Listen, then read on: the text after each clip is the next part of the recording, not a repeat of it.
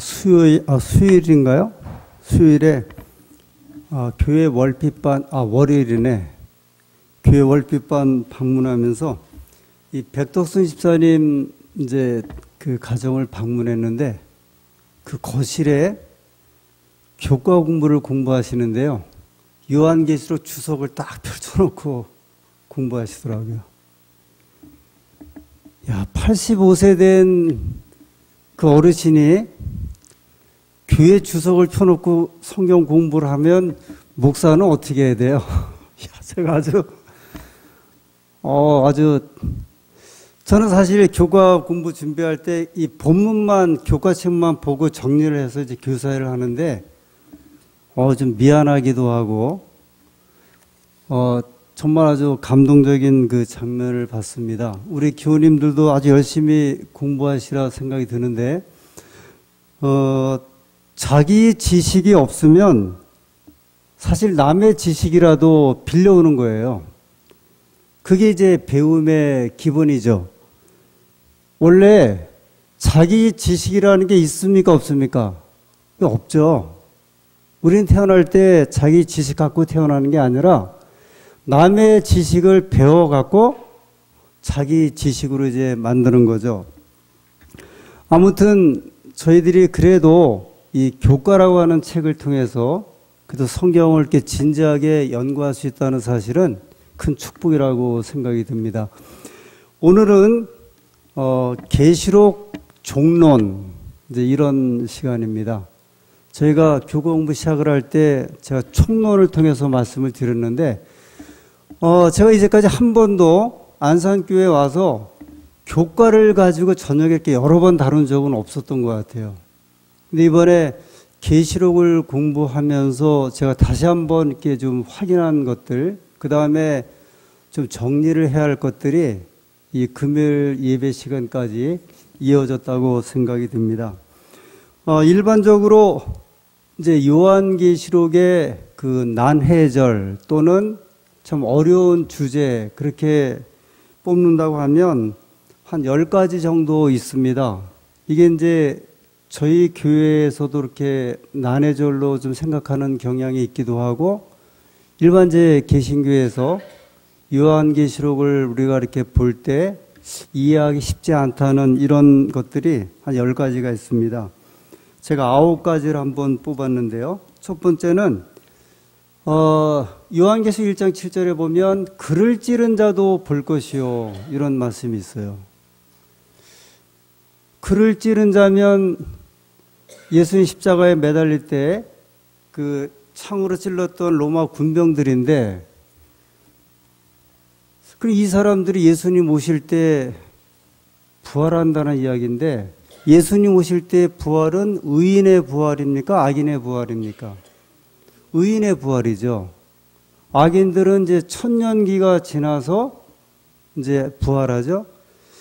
그래서 1장 7절의 이 내용을 가지고 이렇게 여러 개 저렇게 연구를 하고 저희 교회는 이건 특별 부활을 의미하는 것 같다고 해서 특별 부활로 이제 설명을 합니다.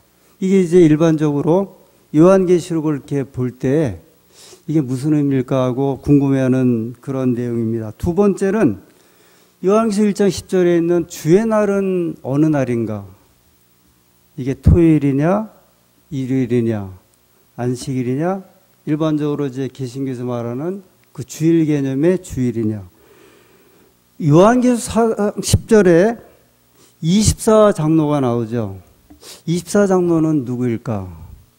여기에 대해서도 이제 설왕설래합니다.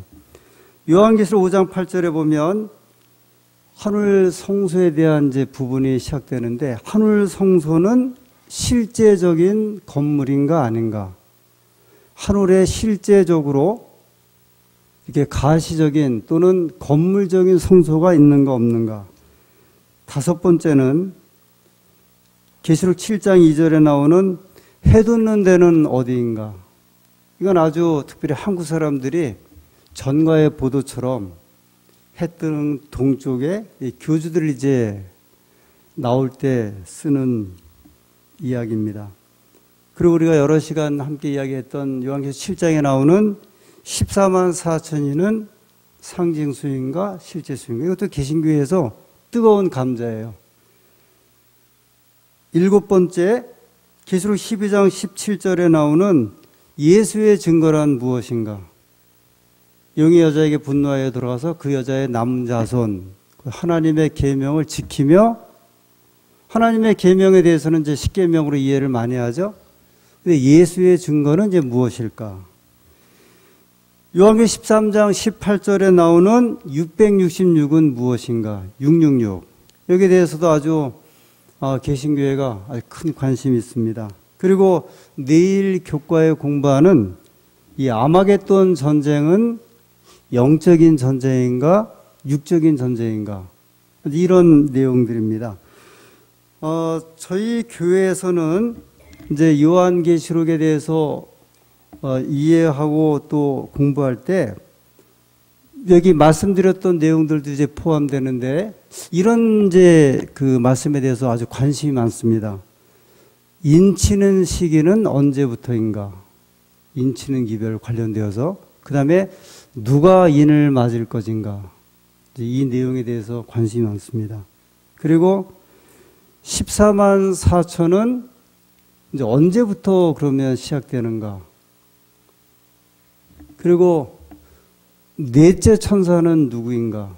넷째 천사 이야기 들어보셨어요? 우리는 보통 요한계시록 14장 6절부터 12절에 첫째 천사, 둘째 천사, 셋째 천사 그러죠? 근데 저희 교회 안에 넷째 천사가 있다고 하는 기별이 아주 강력해요. 요한계시록 18장 1절에 또 다른 천사가 하늘에서 내려오니 할 때, 그래서 이제 넷째 천사의 기별을 전하는 분들이 있어요. 저희 교회 안에. 제가 참 그 책자를 못 갖고 왔는데, 이분들이 저희가 이제 저희들한테 종종 이렇게 저희 교회에서 나가서 따로 신앙하는 분들이 목회자들에게 책을 이렇게 보내줍니다. 제가 받은 책은 넷째 천사의 기별인데, 예산인가 어디에서 한 100여 명이 모인다 그래요. 근데 이분들의 이제 이야기는 첫째 천사의 기별이 1830년대 후반부터 전해졌고, 둘째 천사는 1840년 초에 전해졌고, 셋째 천사의 기별은 2300주야가 마치는 1844년부터 전해지는데, 그 셋째 천사의 기별이거든요. 저희가 이제 공부했던 그 내용들이에요. 그런데 셋째 천사의 기별을 제7 안식 예수님께서 전했는데 이제 실패했다는 거예요. 그래서 이제 무슨 기별을 전해야 되냐면 넷째 천사의 기별을 전해야 한다. 이거 아주 첨예한 겁니다.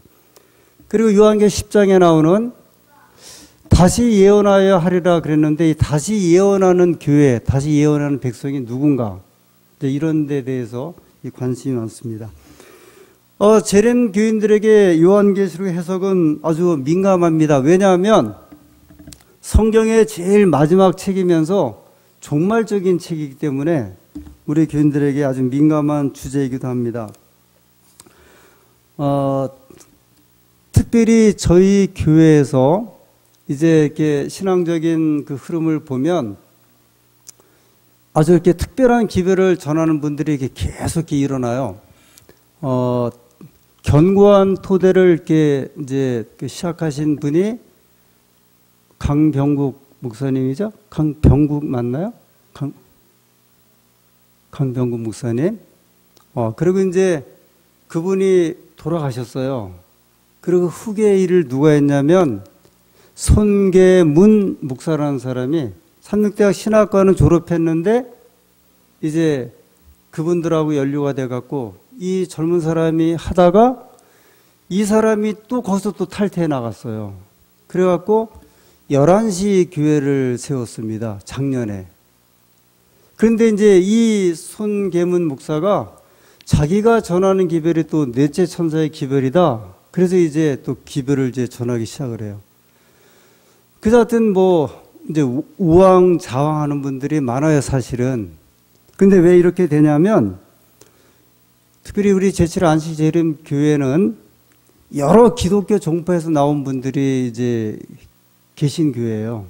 우리 교회 특성상, 원래 이렇게 예를 들면 그 주일 예배를 가지고 주일 신앙 가지고 계속 신앙했던 분들이라기보다도 아주 여러 경로를 통해서 여러 교회에서 우리 교회 기별을 받고 신앙에서 모인 분들이기 때문에 이 진리를 찾고자 하는 그 갈망, 그리고 새 빛 또는 새 기별을 바라는 열망이 굉장히 강해갖고 누가 이제 조금만 이렇게 이제 어떤 새로운 기별이다 그러면은 거기다 관심이 아주 많습니다. 그 동기를 제공하고 있는 책이 요한계시록이에요. 제가 성경의 다른 부분들보다도 특별히 요한계시록에 있는 이제 말씀을 가지고 이런 현상들이 많이 있습니다. 근데 저는 이제 이 교과를 저희가 아직 뭐 한 3가를 더 공부해야 되지만 이 교과를 마치고 그런 요한계시록을 제가 이렇게 한번 정리를 하면서 제가 제7안실 예수재림교회 안산교회 목사로서 요한계시록에서 제시하고 싶은 말씀이 한 말씀이 있어요. 요한계시록 1장부터 22장까지 포함해갖고 그 수많은 정말 이 섬섬옥수와 같은 아주 진리의 기별들이 다 포함되어 있는데 정말 아주 깜짝 놀랄만하고 기가 막힌 기별들이 요한계시록에 포함되어 있는데 제가 이제 굳이 우리 교우님들에게 요한계시록에서 한 말씀을 제가 드리고 싶다 그러면 이 말씀입니다. 요한계시록 2장 7절입니다.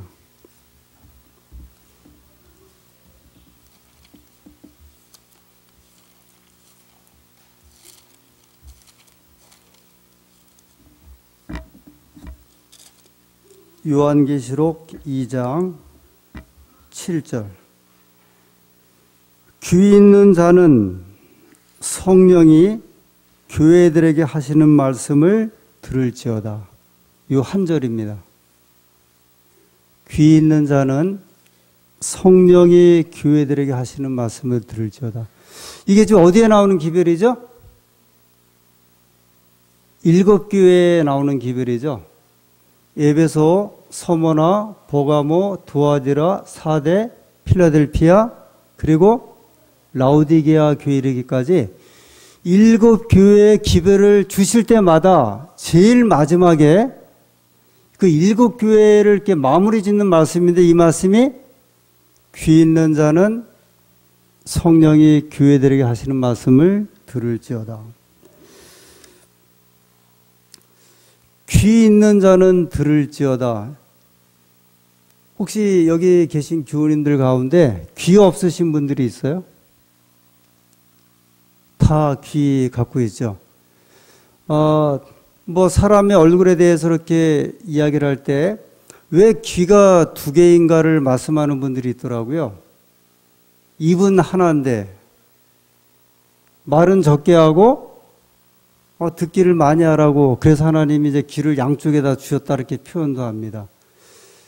근데 귀는 있지만 듣지를 않는 귀가 있다는 거죠.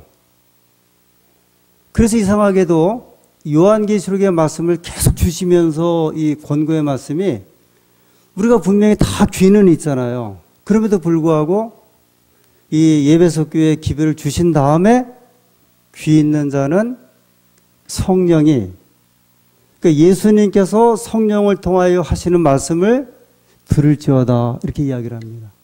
계속해서 이 말씀을 그래도 한 교회 정도는 빼놓으시면 좋겠는데 첫 번째 교회에 기별 주시고 나서 귀 있는 자는 성령이 교회들에게 하시는 말씀을 들을지어다. 서머나 교회에 기별을 주시고 난 다음에 또 말씀하시기를 귀 있는 자는 성령이 교회들에게 하시는 말씀을 들을지어다. 요한계시록에 7번씩이나 같은 글을 이렇게 반복한 말씀은 없어요. 이 말씀만 이제 계속 이렇게 강조를 하십니다.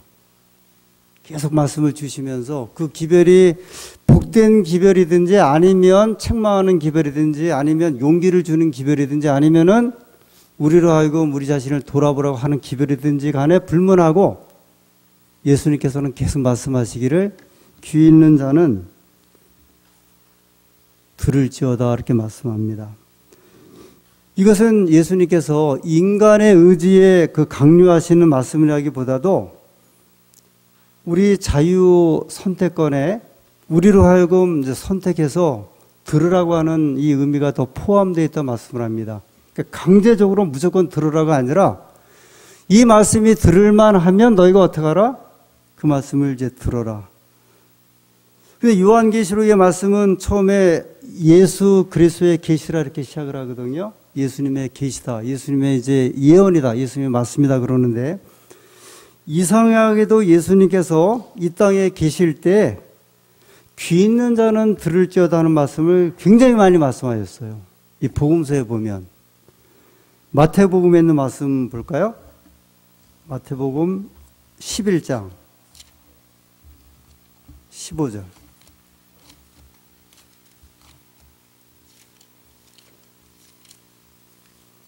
마태복음 11장 15절. 귀 있는 자는 들을지어다.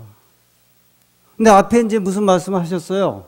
근데 요 앞에 보면은 침례 요한에 대한 말씀을 하시면서 예수님께서 그 침례 요한에 대한 말씀을 마치면서 뭐라 그러셨어요?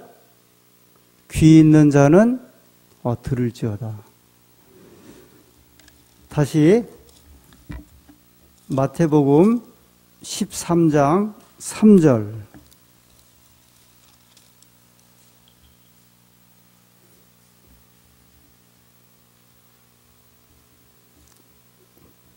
13장 9절입니다. 9절. 귀 있는 자는 들으라 하시니라. 그러니까 예수님께서 그냥 이 앞에 보면 이제 그 땅에 대한 이제 그 씨 뿌리는 비유를 하신 거예요. 잘 아시는 대로 길가, 가시덤불, 옥토 이렇게 이제 뭐 돌짝길 이야기를 하시면서 그냥 그 말씀하고 이제 그치면 되시잖아요. 이 씨앗의 비유는 이렇다. 씨가 복음에 떨어져 이렇게 열매를 맺는데 좋은 땅에 열매를 맺는다 하고 그냥 끝을 내면 좋은데 이상하게도 예수님께서 이 말씀을 마치신 다음에 제가 요한계시록 2장 7절에 귀 있는 자는 성령이 교회들에게 하시는 말씀을 들을지어다 그 말씀을 보고 나서 예수님이 하신 말씀을 연결해서 소개하는 성경자들을 보니까 이상하게도 예수님께서 특별한 말씀을 하신 다음에는 굳이 뭐라고 이렇게 토를 다루셨냐면 마치 이런 거 아니에요? 아버지가 아들한테 한참 말한 다음에 잘 들었어? 그런 편 아니에요? 기껏 이야기를 해놓고 분명히 아들이 들었잖아요. 그죠? 그럼에도 불구하고 너 잘 들어서 못 들어서 이렇게 묻듯이 이상 예수님께서는요. 기가 막힌 그 씨 뿌리는 비유를 해놓으시고서 다시 물어보시는 거예요. 이 말씀은 뭐냐면 이런 정말 금과 옥조 같은 말씀을 해도 이 복음에 대한 비유를 해도 어떤 사람은 그냥 건사로 들을 사람도 있을 것이고 어떤 사람은 신중하게 들을 것인데 예수님께서 여기에 못을 박아 놓으시기를 귀 있는 자는 들을지어다. 13장 16절. 그러나 너희 눈은 봄으로 너희 귀는 들음으로 복이 있도다. 이렇게 말씀합니다. 이 들음에 대한 말씀을 이제 계속 하시네요. 조금 더 나아가 볼까요? 13장 43절. 그때의 의인들은 자기 아버지의 나라에서 해와 같이 빛나리라. 귀 있는 자는 들으라 또 그러셨어요. 이 예수님의 이 말씀을 좀 생각해 보면 우리가 좀 적극적으로 들어야 함을 말씀하고 있습니다. 여러분 그 듣는 말 중에는 나에게 좋은 말도 있지만 나에게 듣기 싫은 말들도 있잖아요. 그러나 나를 즐겁게 하고 나에게 좋은 말만 들을 수가 없기 때문에 예수님께서 이렇게 말씀하시는 겁니다. 귀 있는 자는 들어라, 들어라. 이 듣는 게 얼마나 중요한지, 제가 전에 그 영어 시험 가운데 이 토플이라는 시험을 꽤 여러 해 동안 준비를 했습니다. 제가 한 10년을 준비한 것 같아요. 아주 오래 준비했습니다. 토플이라는 시험이 있고 이제 토익이라는 시험이 있는데 이 시험 뭐냐면 자격 시험이에요. 그래서 이제 영어 시험을 보는데 영어에 보통 이제 세 파트, 네 파트로 나뉘어지죠. 문법 시험이 따로 있고 독해 시험이 있고 그다음에 듣기 시험이 있습니다. 근데 한국 학생들은 일반적으로 워낙 그 영어를 오래 공부해서 문법은 다 잘해요. 그다음에 이제 독해 시험도 이제 이렇게 문장을 읽고 그것을 해석을 해갖고 답을 맞추는 무난하게 하는데 제일 힘들어하는 게 뭐냐면 이 듣기 평가예요. listening comprehension이라고 이렇게 이야기를 하는데요. 이 듣는 겁니다. 보통 일반적으로 언어학자들이 말하길요. 예를 들어서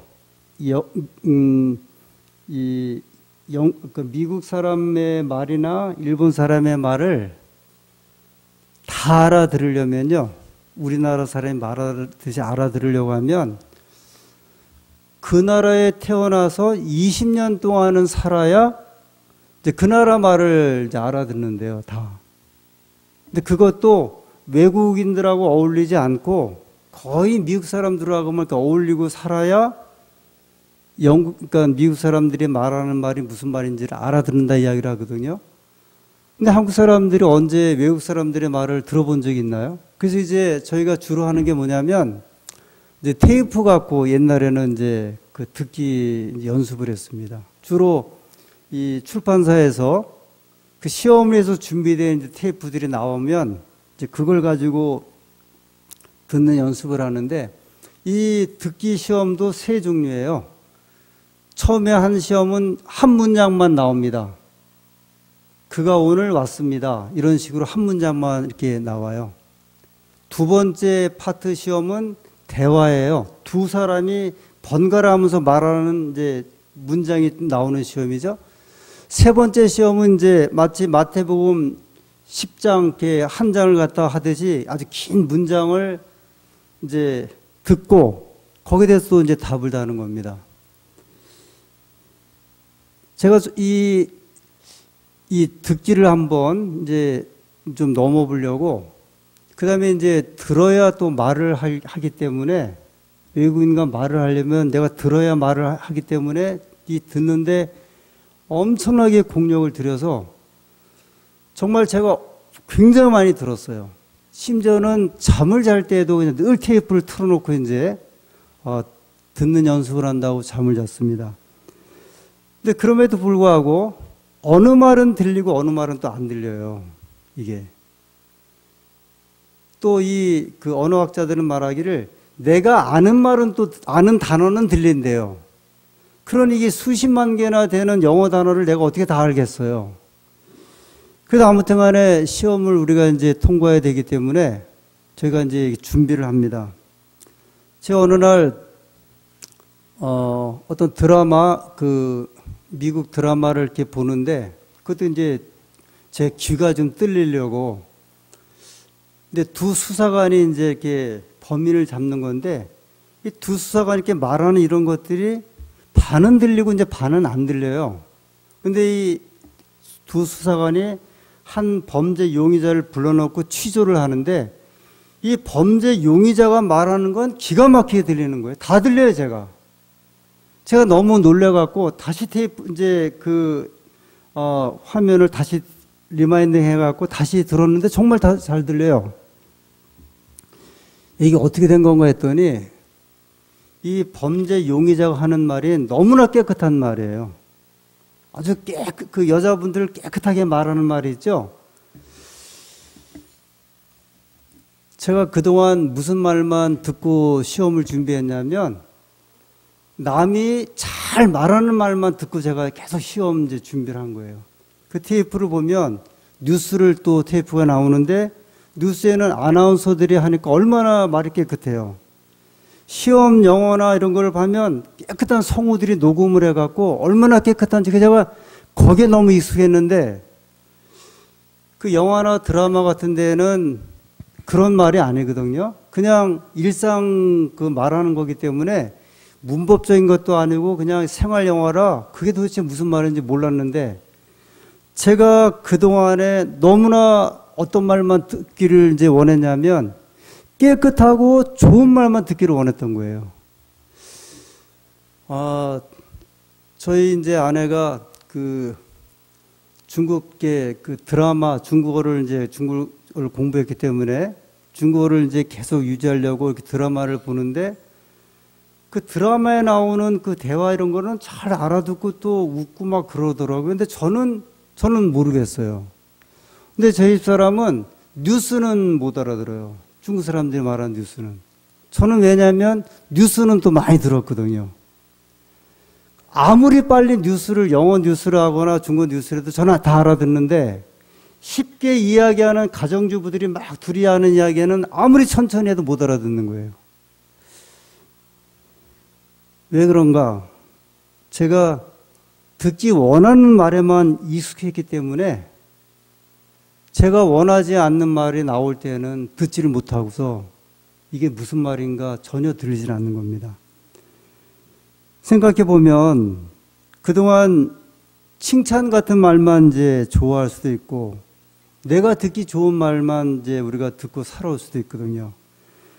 가끔 교회에서 우리가 어떤 일 할 때 보면 어떤 분은 도대체 다른 사람 말을 전혀 안 듣고 자기 말만 이렇게 하려고 하는 분들이 있어요.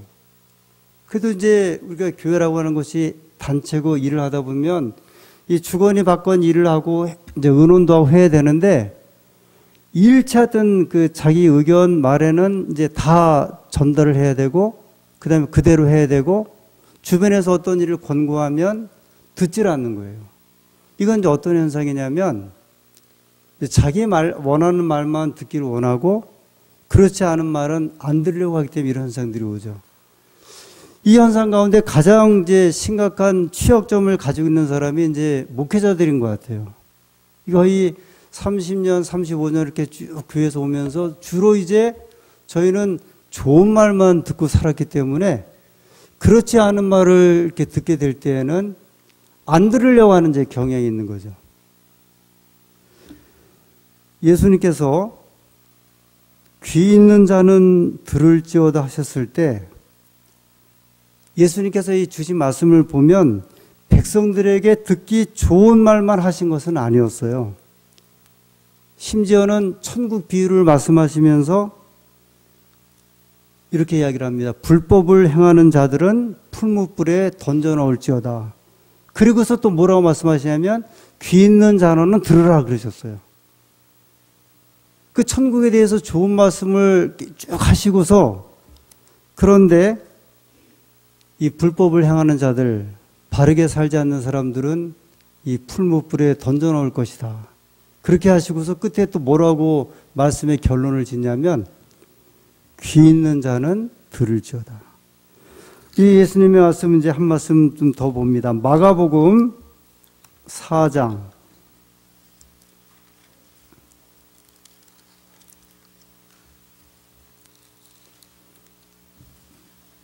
1절부터 있는 말씀입니다.